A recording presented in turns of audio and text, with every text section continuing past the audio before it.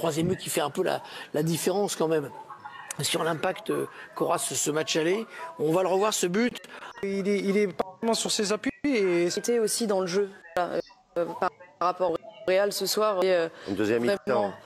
Dominé, offensif, enfin bref, ils ont dominé un peu partout et je suis contente que ça se soit récompensé par un but et non pas qu'on retienne non plus que les magnifiques coups francs de Declan Rice. Ouais, le Arsenal a complètement, François et Christophe,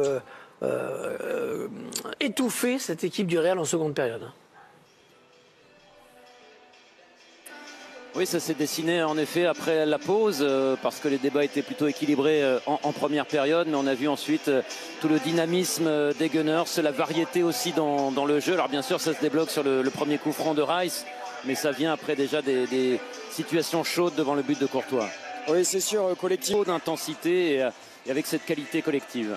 Et parmi les joueurs qui ont eu un rôle déterminant ce soir, et il y a Lewis Kelly, enfant du club, 18 ans seulement, qui a fait un énorme match. Oui, c'est la révélation de la saison à Arsenal. À 18 ans, il n'était pas programmé pour jouer aussitôt, en tout cas enchaîner les rencontres comme il le fait actuellement avec cette équipe des Gunners. Ça, c'était la composition de départ au coup d'envoi, où effectivement on le positionne au poste de latéral gauche, mais finalement il a ce rôle qu'on voit aussi dans les équipes de Pep Guardiola et qu'Arteta utilise, que ce soit avec son latéral droit et avec son latéral gauche, où il vient se positionner au milieu de terrain.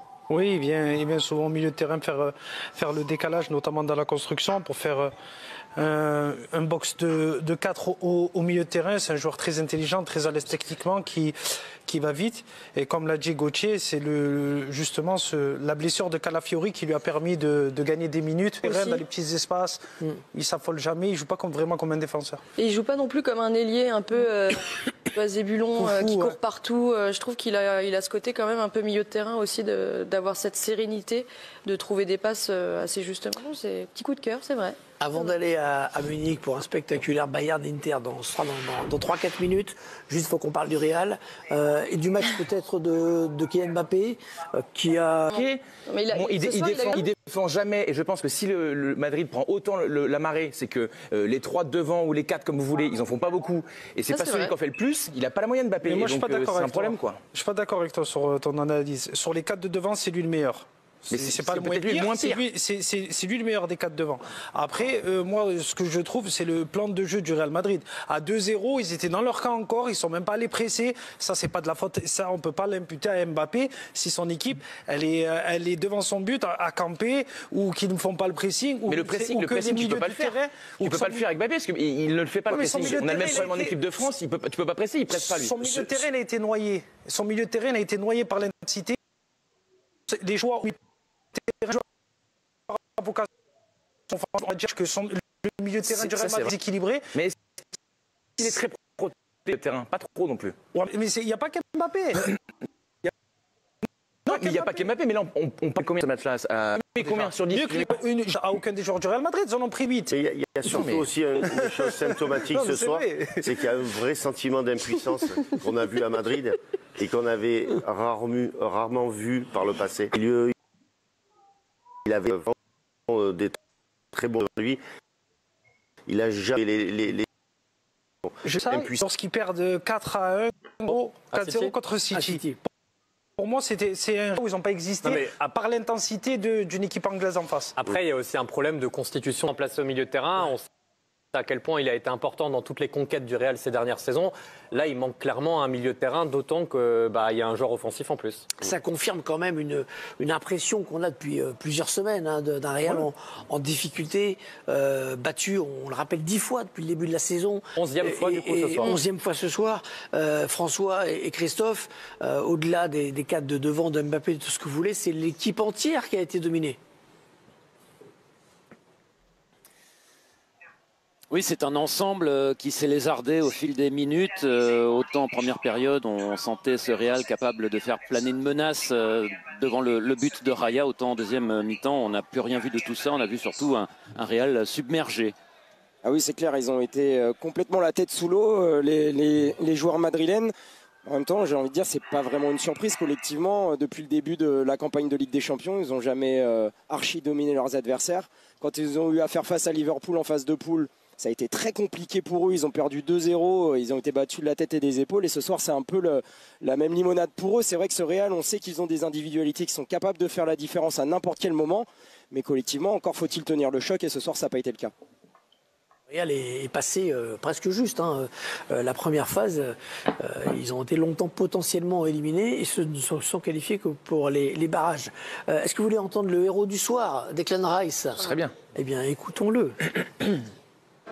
It's been in the locker, but I've hit the wall too many times or it's gone over the bar. And originally we was going to cross it. And then je pensais que j'allais centrer, j'ai vu le mur s'écarter. Donc pour le premier but, j'ai juste tenté ma chance. C'était une question de feeling. Et sur le deuxième, j'ai eu la confiance de le tenter, de le mettre là. Je suis très heureux, très excité. Et en plus, on a fait un clean sheet. C'était incroyable. C'était super spécial ce soir. Avec la traduction de Sébastien Martins. Il a dit au début qu'il avait un magasin quand même, le coup franc. La traduction est arrivée un peu plus tard. Il a dit je vais aller en magasin. Mais j'étais pas sûr.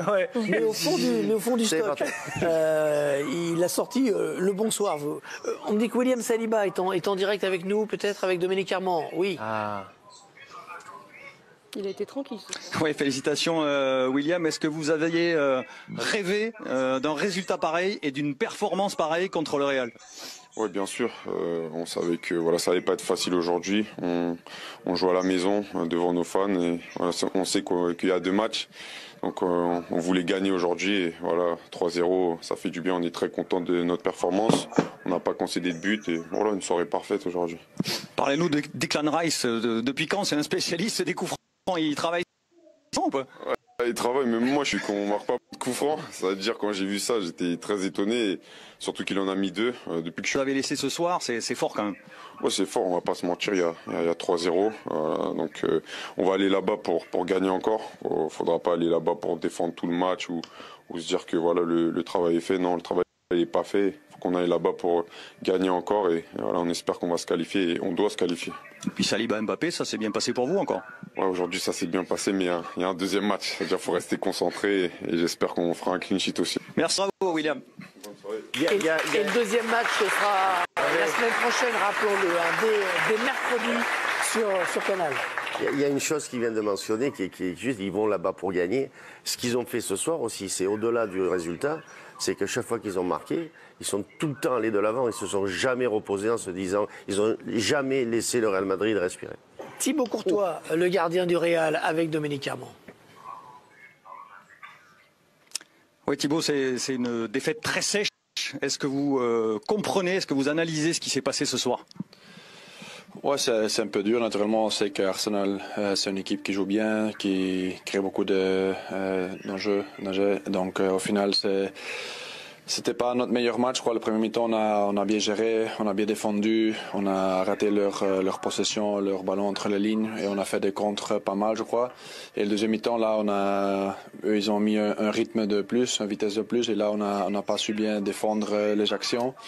Et bon, après, ils ont mis des jolis buts de faute et ça change un peu le match. Et après, on n'a pas eu la clarité peut-être pour chercher notre but pour le match de retour. Mais bon, on reste confiant, on sait qu'on peut changer ça à la maison. Ça va être très difficile, mais j'espère avec les gens, avec les supporters derrière nous, que quand même on peut faire un bon match de retour et espérons qu'on peut gagner. Jusque-là, vous aviez tout sorti, mais ces 2 coups francs-là, ils sont inarrêtables. Oui, bien sûr. Je crois que le premier, peut-être je peux assumer un peu de responsabilité. Peut-être que j'aurais dû mettre le mur encore plus vers la gauche. Mais bon, au final, dans toute ma carrière, j'ai toujours mis culpabilité. Et le deuxième, je crois que c'est une frappe. Ça, c'est le Champions League. C'est toujours à 100%. Et bon, je continue à apprendre pour le match de retour qu'ils ne vont pas mettre ces buts. Mais bon, ça n'arrête pas. Alors c'est que le match aller, tout est encore possible, mais ça fait déjà 11 défaites cette saison pour le Real. Qu'est-ce que ça dit de la saison madrilène? Non, c'est un peu notre saison. On a trop d'irrégularités. On a pris trop de défaites, même si on était 6 points d'avance. On a perdu l'Espagnol, les matchs qu'on ne doit pas perdre. Et ouais, c'est un peu une saison avec des hauts, des bas, et on va essayer que la semaine prochaine, ça peut être notre haut. J'en suis sûr que si on commence bien le match avec beaucoup de pression sur eux, si on trouve un but tôt, on peut mettre aussi 3 buts à eux. Mais bon, on doit défendre aussi bien, c'est aussi important. Et naturellement, sur les phases arrêtées, ils sont forts. Aussi sur les corners, on a bien défendu les corners. Et pour ça, c'est dommage qu'on encaisse 2 d'une faute. Mais bon, on continue à travailler et on verra pour la semaine prochaine. Merci beaucoup, Thibaut. Score de 3-0, c'est à noter en plus, sans encaisser 2 buts, et on sait que c'est l'une des spécialités de cette défense. Ce score semble sévère, mais il semble sévère si on n'a pas regardé le match en fait. Ah oui, c'est un score qui est lourd parce qu'on n'a pas souvent vu le Real Madrid prendre 3-0, notamment en Ligue des Champions, mais il est amplement mérité. Et on pourrait même ajouter qu'on a eu un très grand Thibaut Courtois qui a fait pas mal de sauvetages. Il y a eu 2 sauvetages sur la ligne de 2 joueurs du Real Madrid. Et voilà, on a vu une équipe d'Arsenal qui a été, moi j'ai trouvé hyper courageuse, hyper ambitieuse dans le jeu, qui a osé, qui a pris des risques, qui a pressé cette équipe du Real. Première période où c'est extrêmement discipliné, très sérieux. Et puis la deuxième où ils ont lâché les chevaux. Et puis c'est vrai que ce but sur coup franc, le premier sur coup franc de Declan Rice, a débloqué quelque chose. Parce qu'après, on a vu que des vagues rouges. On n'a quasiment pas vu le Real Madrid répliquer. Et voilà, ce score, au final, il est assez logique et mérité. C'est un très grand match. C'est peut-être même le plus grand match d'Arsenal en Ligue des Champions depuis très, très, très longtemps. Et mais je dirais même depuis presque 20 ans. Puisque pour moi, le dernier grand match en Ligue des Champions, c'était notamment déjà le Real Madrid, c'était Arsenal et Thierry Henry qui s'étaient imposés au Bernabéu face au Real 1-0. On en a parlé dans la première partie de cette émission, grâce notamment à Saka qui disait qu'il s'inspirait de Thierry Henry et qu'il avait l'occasion en plus souvent de parler avec lui. Manu Teladios, avant qu'on revienne sur la performance de ces hommes d'Arteta, le Real Madrid, comment expliquer, comment avez-vous vu le match des Merengues? Est-ce que finalement on peut se dire aussi, quand on se pose des questions, est-ce qu'ils jouent mal cette saison? Qu'est-ce qui se passe? Est-ce que c'est à l'image de leur saison, ce plongeon ce soir? Bien sûr que oui. Est-ce qu'ils ont été punis? Oui. Mais on parlait même avant les matchs de cette expression qu'il y a en Espagne et aussi en France, de quand tu joues souvent avec du feu à la fin de terrain. C'est que je suis même pas surpris. Je vais être honnête. Aujourd'hui. Qu'est-ce qu'il nous reste pour le retour? Qu'est-ce qu'il reste de cette saison? Rien. Nada. Que dalle. Je l'ai dit après la qualif contre la Sociedad. On avait atteint le plafond. J'ironisais même le fait qu'on soit encore en vie dans compétition. C'était du miracle. Du sursaut aujourd'hui, c'est l'évidence qui nous explose au visage. 3-0. Et encore, c'est flatteur. Il y avait de la place pour 4, pour 5. Le gardien du Real avec Dominique Armand. Oui Thibaut, c'est une défaite très sèche. Est-ce que vous comprenez, est-ce que vous analysez ce qui s'est passé ce soir? Ouais, c'est un peu dur. Naturellement, on sait qu'Arsenal, c'est une équipe qui joue bien, qui crée beaucoup d'enjeux. Donc au final, c'était pas notre meilleur match, je crois. Le premier mi-temps, on a bien géré, on a bien défendu, on a raté leur possession, leur ballon entre les lignes et on a fait des contres pas mal, je crois. Et le deuxième mi-temps, là, eux, ils ont mis un rythme de plus, une vitesse de plus et là, on n'a pas su bien défendre les actions. Et bon, après, ils ont mis de jolis buts de faute et ça change un peu le match. Et après, on n'a pas eu la clarité peut-être pour chercher notre but pour le match de retour. Mais bon, on reste confiant, on sait qu'on peut changer ça à la maison. Ça va être très difficile, mais j'espère avec les gens, avec les supporters derrière nous, que quand même on peut faire un bon match de retour et espérons qu'on peut gagner. Jusque-là, vous aviez tout sorti, mais ces 2 coups francs-là, ils sont inarrêtables? Oui, bien sûr. Je crois que le premier, peut-être je peux assumer un peu de responsabilité. Peut-être que j'aurais dû mettre le mur encore plus vers la gauche. Mais bon, au final, dans toute ma carrière, j'ai toujours mis culpabilité. Et le deuxième, je crois que c'est une frappe. Ça, c'est le Champions League. C'est toujours à 100%. Et bon, je continue à apprendre pour le match de retour qu'ils ne me vont pas mettre ces buts. Mais bon, ça n'arrête pas. Alors c'est que le match aller, tout est encore possible, mais ça fait déjà 11 défaites cette saison pour le Real. Qu'est-ce que ça dit de la saison madrilène? Non, c'est un peu notre saison. On a trop d'irrégularités. On a on a pris trop de défaites, même si on était 6 points d'avance, on a perdu l'Espagnol, les matchs qu'on ne doit pas perdre. Et ouais, c'est un peu une saison avec des hauts, des bas, et on va essayer que la semaine prochaine, ça peut être notre haut. J'en suis sûr que si on commence bien le match avec beaucoup de pression sur eux, si on trouve un but tôt, on peut mettre aussi 3 buts à eux, mais bon, on doit défendre aussi bien, c'est aussi important, et naturellement sur les phases arrêtées ils sont forts, aussi sur les corners, on a bien défendu les corners, et pour ça c'est dommage qu'on encaisse 2 d'une faute, mais bon, on continue à travailler et on verra pour la semaine prochaine. Merci beaucoup Thibaut. Score de 3-0, c'est à noter en plus, sans encaisser de but, et on sait que c'est l'une des spécialités de cette défense. Ce score semble sévère, mais il semble sévère si on n'a pas regardé le match en fait. Ah oui, c'est un score qui est lourd parce qu'on n'a pas souvent vu le Real Madrid prendre 3-0, notamment en Ligue des Champions, mais il est amplement mérité. Et on pourrait même ajouter qu'on a eu un très grand Thibaut Courtois qui a fait pas mal de sauvetages. Il y a eu 2 sauvetages sur la ligne de 2 joueurs du Real Madrid. Et voilà, on a vu une équipe d'Arsenal qui a été, moi j'ai trouvé hyper courageuse, hyper ambitieuse dans le jeu, qui a osé, qui a pris des risques, qui a pressé cette équipe du Real. Pour rappel, où c'est extrêmement discipliné, très sérieux. Et puis la deuxième où ils ont lâché les chevaux. Et puis c'est vrai que ce but sur coup franc, le premier sur coup franc de Declan Rice, a débloqué quelque chose. Parce qu'après on a vu que des vagues rouges, on n'a quasiment pas vu le Real Madrid répliquer, et voilà, ce score au final il est assez logique et mérité. C'est un très grand match, c'est peut-être même le plus grand match d'Arsenal en Ligue des Champions depuis très très très longtemps, et mais je dirais même depuis presque 20 ans, puisque pour moi le dernier grand match en Ligue des Champions, c'était notamment déjà le Real Madrid, c'était Arsenal et Thierry Henry qui s'étaient imposés au Bernabéu face au Real 1-0. On en a parlé dans la première partie de cette émission, grâce notamment à Saka qui disait qu'il s'inspirait de Thierry Henry et qu'il avait l'occasion en plus souvent de parler avec lui. Manu Teladios, avant qu'on revienne sur la performance de ces hommes d'Arteta, le Real Madrid, comment expliquer, comment avez-vous vu le match des merengues? Est-ce que finalement on peut se dire aussi, quand on se pose des questions, est-ce qu'ils jouent mal cette saison? Qu'est-ce qui se passe? Est-ce que c'est à l'image de leur saison ce plongeon ce soir? Bien sûr que oui. Est-ce qu'ils ont été punis? Oui. Mais on parlait même avant les matchs de cette expression qu'il y a en Espagne et aussi en France, de quand tu joues souvent avec du feu, à la fin tu termines par te brûler. On voit depuis septembre, octobre, un Real Madrid qu'il n'y a pas des matchs tranquilles. Je crois que les derniers matchs, on va dire tranquilles entre guillemets, où les supporters étaient tranquilles en regardant, c'était face à City, les matchs de retour. Ouais. Donc, à un moment donné, quand tu joues pas trop, quand tu proposes pas et quand tu es pas si dangereux. Quand on donne la sensation de bricoler. Voilà, à un moment donné, tu vas perdre. Et je crois que les Real attendaient un match un peu comme la première mi-temps, tout le temps. Donc, qu'il se passe des choses, mais pas énormément pour tenir. On va voir un 0, c'est pas mal. Peut-être on peut marquer. Et là, c'est, pour finir un peu ça montre un peu il y a 2 éléments pour moi. Il y a évidemment des joueurs, des décisions dans les matchs spécifiques qui n'étaient pas à le tour pour un match de Ligue des Champions, mais aussi ça montre un peu la fatigue. Pas que physique, mais la fatigue en général de cette étape avec Carlo Ancelotti.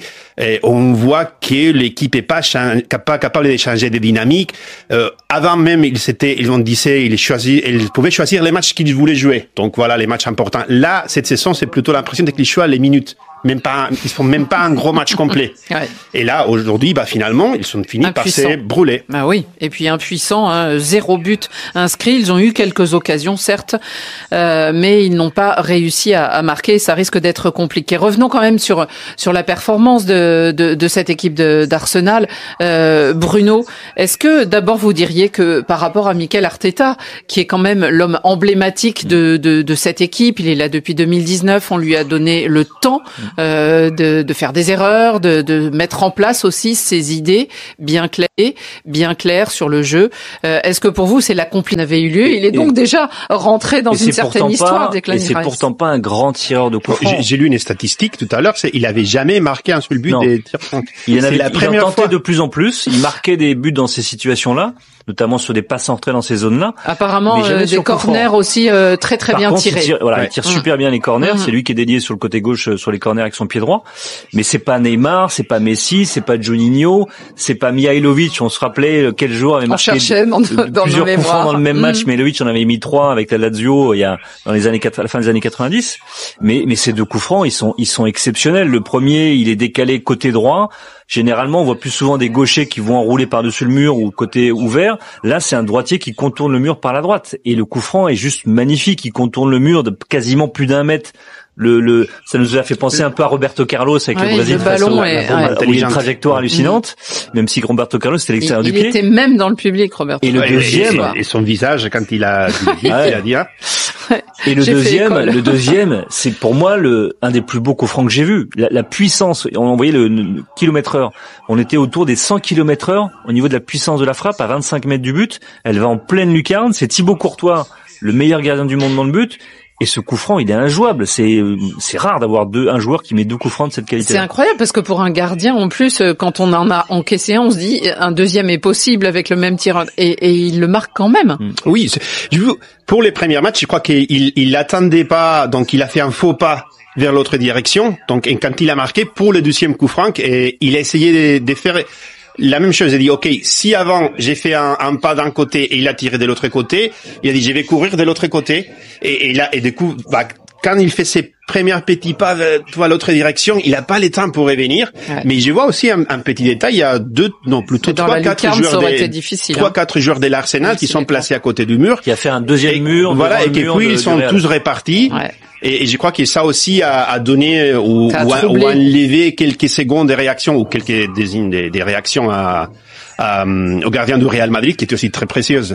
Alors parlons-en quand même de Thibaut Courtois ce soir. À la fin de la première mi-temps, sur les réseaux sociaux, on le représentait déjà comme Shiva, vous savez, avec 6 bras là, et ayant raté plein de choses. C'est vrai qu'il a retardé l'échéance pour le Real Madrid pendant toute la première mi-temps. Ah ouais, c'est probablement les meilleurs gardiens du monde.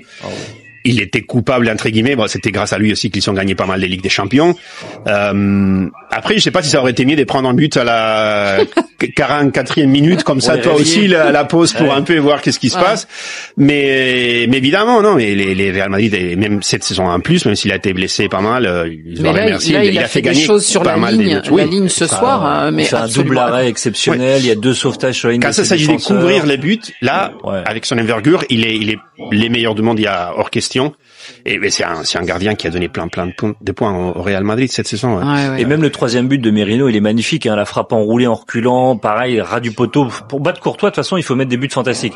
Il n'y a pas le choix. Et les 3 buts sont juste magnifiques. Mais ça arrive à un moment où il y avait une domination d'Arsenal qui pressait le but du Real, où il y a de plus en plus de situations.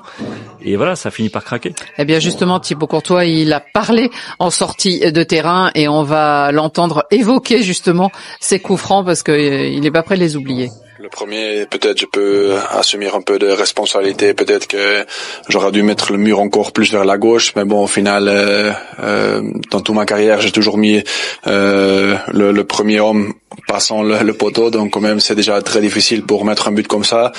Mais bon, le Rice, il a tiré très bien, il a mis le but, donc là je peux saisir un peu de culpabilité. Et le deuxième, je crois que c'est une frappe fantastique de la lucarne, que je crois que même si je suis plus à gauche, c'est un joli but. Donc c'est dommage, c'est des jolis buts d'eux, et ça c'est le Champions League, c'est toujours à 100%, et on va essayer que la semaine prochaine ça peut être notre eau. J'en suis sûr que si on commence bien le match avec beaucoup de pression sur eux, si on trouve un but tôt, on peut mettre aussi 3 buts à eux, mais bon, on doit défendre aussi bien, c'est aussi important, et on continue à travailler et on verra pour la semaine prochaine. On les voit, les compétiteurs, hein. On parle déjà du match retour, bien sûr, on sait que rien n'est encore gagné et définitif. Cependant, avant qu'on en vienne au Real, et pour terminer, Bruno, il y a une chose, c'est que quand même Arsenal, là, en arrivant à Santiago Bernabéu avec 3 buts d'avance, on se dit bon, on a déjà fait une bonne partie du chemin. J'espère que vous allez bien, ou du moins mieux que moi, parce qu'aujourd'hui, je vais pas vous mentir, j'ai plus envie de rire, plus envie de m'énerver. Je suis même pas triste, je suis juste revenu sur terre. Le Real Madrid vient de prendre une claque monumentale, une claque froide, brutale, mais réaliste. Une claque qui nous rappelle où on en est réellement cette saison. Et le pire, c'est que je suis même pas surpris. À 3-0, les gars, j'avais qu'une envie, que l'arbitre siffle la fin. J'en avais marre. J'en pouvais plus. Et je suis sûr que je suis pas le seul. Franchement, dans quel monde on vit un match du Real, et on prie pour que ça se termine? On a touché le fond. Ce match, c'était pas une défaite. C'était une leçon de football. Arsenal a joué, Arsenal a dominé, Arsenal a respecté le foot. Et nous on a fait acte de présence. Rien de plus. Je vais être honnête, aujourd'hui, qu'est-ce qu'il nous reste pour le retour? Qu'est-ce qu'il reste de cette saison? Rien. Nada. Que dalle. Je l'ai dit après la qualif contre la Sociedad. On avait atteint le plafond. J'ironisais même le fait qu'on soit encore en vie dans toutes les compétitions. C'était du miracle. Du sursis. Et aujourd'hui, c'est l'évidence qui nous explose au visage. 3-0. Et encore, c'est flatteur. Il y avait de la place pour 4, pour 5. C'était pas un match de Ligue des Champions. C'était une mise à mort en règle. Et à la fin, t'es presque sous, ils aient arrêté de jouer. Arsenal, ils t'ont asphyxié. Ils t'ont piétiné. Et t'as même pas réagi. Et le pire, c'est que tout ça est logique. Parce que cette saison, le Real Madrid ne propose rien. Pas de tactique. Pas de créativité. Pas d'automatisme. Même les individualités sont en panne. Les individualités ne suffisent plus. Mbappé se met hors jeu tout seul. Il rate la seule occasion du match. Et le Real de cette saison, il te laisse pas le droit de rater. Parce que t'as rien d'autre. Pas de structure. Pas de fond de jeu. Pas de plan B. Et je vous vois venir. Oui mais Vinicius, Rodrigo, Juve. Les gars, ils sont tout seuls. Tu veux qu'ils fassent quoi? Qu'ils dribblent tout le monde, qu'ils marquent, qu'ils défendent, qu'ils fassent les compos aussi. Le foot c'est un sport d'équipe. Et notre équipe, elle est KO depuis octobre. Un problème structurel. Le Real Madrid cette saison, c'est un château de cartes. Tu le touches, il s'écroule. Et pourquoi? Parce qu'il n'y a aucune construction. Ni dans le jeu, ni dans le projet. Carlo Ancelotti, respect éternel, évidemment. Mais là, c'est plus possible. On peut pas jouer à 3 attaquants si t'as pas une base solide derrière. On peut pas espérer que la magie de l'an dernier revienne à chaque fois. À un moment, faut bosser.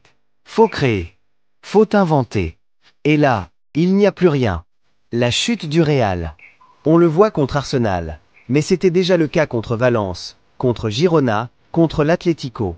Dès qu'il y a de l'intensité, dès qu'il y a de la cohérence en face, on explose. C'est simple. Mais le Real dans la Premier League cette année, on finit 5e. Peut-être même 6e. C'est la vérité.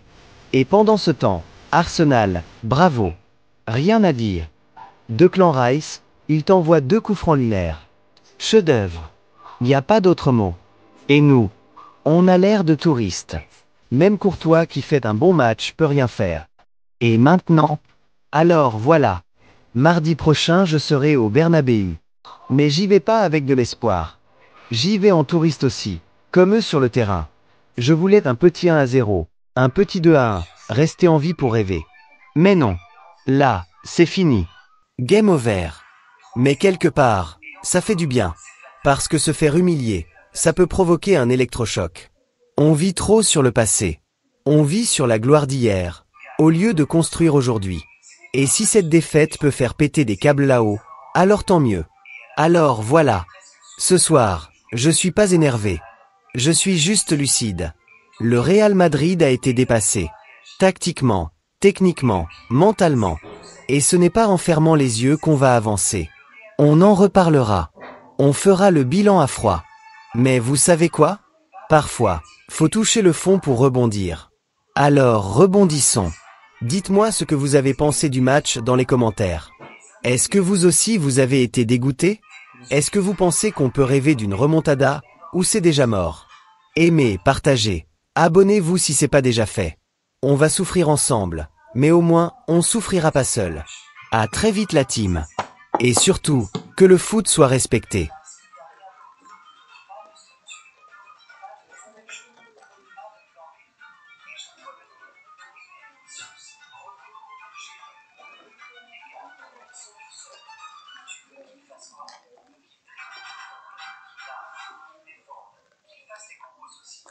Le foot, c'est un sport d'équipe. Et notre équipe, elle est KO depuis octobre. Un problème structurel. Le Real Madrid, cette saison, c'est un château de cartes. Tu le touches, il s'écroule. Et pourquoi? Parce qu'il n'y a aucune construction, ni dans le jeu, ni dans le projet. Carlo Ancelotti, respect éternel, évidemment. Mais là, c'est plus possible. On ne peut pas jouer à 3 attaquants s'il n'y a pas de base solide derrière. On ne peut pas espérer que la magie de l'an dernier revienne à chaque fois. À un moment, il faut pousser, il faut créer, il faut inventer. Et là, il n'y a plus rien. La chute du Real. On le voit contre Arsenal, mais c'était déjà le cas contre Valence, contre Girona, contre l'Atlético. Dès qu'il y a de l'intensité, dès qu'il y a de la cohérence en face, on explose. C'est simple. Mais le Real, dans la Première Ligue cette année, on finit 5e. Peut-être même 6e. C'est la vérité. Et pendant ce temps, Arsenal, bravo, rien à dire. Declan Rice, il t'envoie 2 coups francs de terre. Chef-d'œuvre. Il n'y a pas d'autre mot. Et nous, on a l'air de touristes. Même Courtois qui fait un bon match peut rien faire. Et 1-0. Alors voilà, mardi prochain je serai au Bernabéu. Et j'y vais pas avec de l'espoir. J'y vais en touriste aussi, comme sur le terrain. Je voulais un petit 1-0, un petit 2-1, rester en vie pour rêver. Mais non, là, c'est fini. Game over. Mais quelque part, ça fait du bien. Parce que se faire humilier, ça peut provoquer un électrochoc. On vit trop sur le passé, on vit sur la